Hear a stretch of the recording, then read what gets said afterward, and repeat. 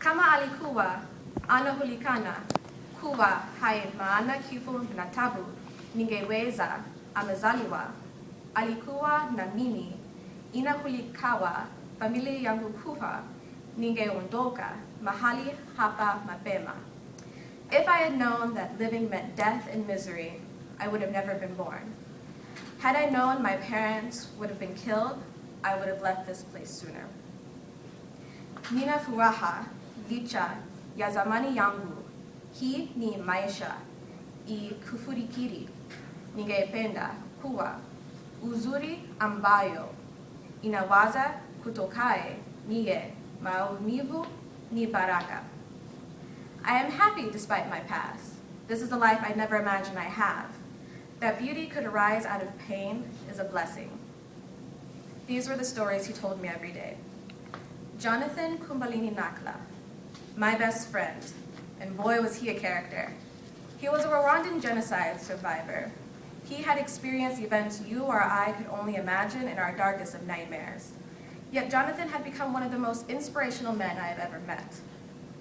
In all the years I knew him, never once did I see him frown, even when he recalled the events of his past. For the longest time, I thought he was heavily medicated. He only had two emotions, happy and extremely happy. He believed that life was long and that he could spend his long life being mad at the world, or he could spend it being happy that he was alive. He was the oddest person I ever met. He had a pet chicken named Orisha, which he walked around the neighborhood like it was a pet dog. Have you ever been around a chicken? They're not that friendly, and that's why we eat them. He was always grateful for everything he had, and he didn't have much. He couldn't offer anybody money to help them get by because he and his family had just enough money to get by themselves. But what he could offer you was a warm meal and would talk your ear off switching between English, Swahili, and Rwandan. Anytime I would go to Jonathan for advice because my life had gotten too hard to handle, he would normally know what to say.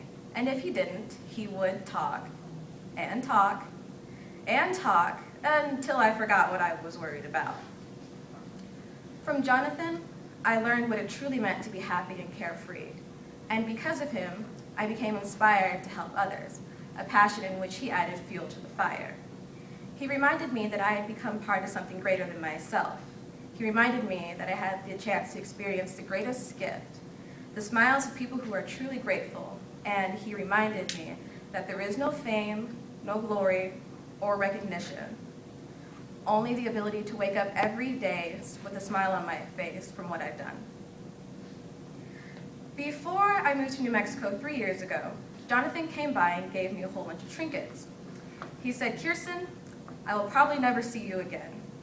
The average lifespan of a man in Rwanda is only 55 years. I just turned 40, so I'm getting a little worried. Jonathan told me that when he dies, he wants a celebration. No black clothing allowed, only colorful outfits. He always told me, as an old man dies, a baby is born, so why waste one moment frowning? Well, to my best friend Jonathan, Hakuna Matata, there are no more worries. Thank you.